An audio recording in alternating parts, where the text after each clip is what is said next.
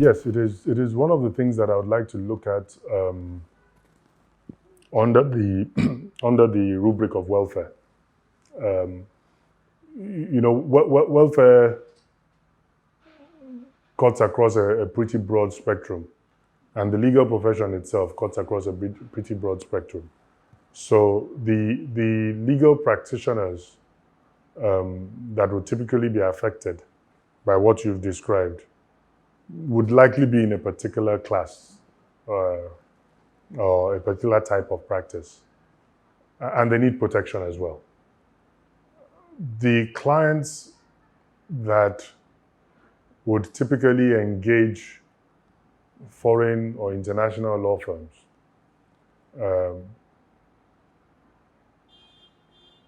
usually will be either foreign clientele or multinationals who are operating in country. And they always have a default, they want to default to their own firms that they use back at their base, or sometimes for convenience.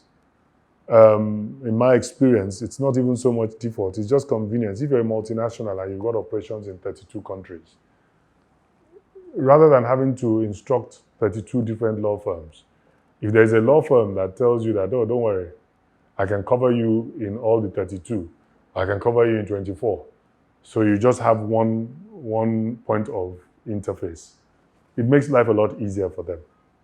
And that is something that we need to address in terms of scale. Because it's one thing to want to protect your market. It's another thing as to, do you actually have the capacity to do so?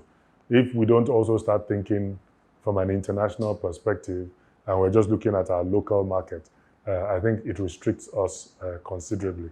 So in a direct answer to your question, I think it is a matter for concern.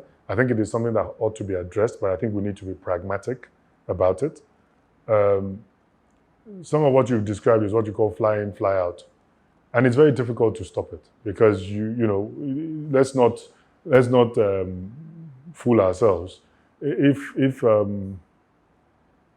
a US company comes into Nigeria and wants to enter into a joint venture with a Nigerian entity and says, this is the draft joint venture agreement, and it was produced in-house. It was produced by our general counsel. Now, how do you know whether that general counsel actually had that produced by, a US law firm and has paid them in dollars in the US, even though it's potentially or arguably Nigerian work? It's for a joint venture that's going to operate in Nigeria. So it might not be particularly feasible to eliminate that completely. And with globalization, the world is shrinking. I think that whilst we must do everything we can to protect our local market for as long as possible, we need to be alive to the reality that in due course, it's going to become impossible to do so to any great degree. And what we should focus on is developing scale such that we, rather than being the ones playing defense, we're actually also playing offense. And we're also setting up shop in, Ghana, Sierra Leone, the Gambia, and then further afield, London. It's happening already. At least I know 3 Nigerian law firms that have offices in Ghana. I know Olaniwa Ajayi at some point set up office in Johannesburg. I don't think it's still running. I know Aluko Anoyebode at some point set up office in London, even though that also didn't, I'm not sure they sustained it for long. But it shows that the intent is there. What we need to do is to grow the scale. And perhaps also, just like I said, it's a problem that has various dimensions. I think one area where we must enforce it, and the concept of local content, is with our own government. Because, say what you can, say what I will about multinationals. I can excuse their conduct because, they're private and they're defaulting to what is most convenient for them. But what I find quite disheartening is when our own governments, states, federal, parastatals, MDGs, when they will now, MDAs rather, will now go out and rather instruct a foreign law firm as against a local law firm. I think that is unacceptable.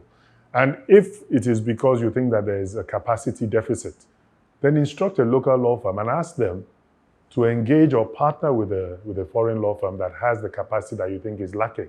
At least that way, there will be some transfer of the necessary skills, of the necessary learning. Because one of the greatest challenges you face in that sector of our market is, oh, have you done this before? Now, how do you ever get to have done it before if you don't get the opportunity to do it the first time? And we must pull ourselves up. So I think our government actually, when we talk about local content in the legal sector, I think that must first and primarily start with our government, even if it will be difficult to enforce it with the private sector.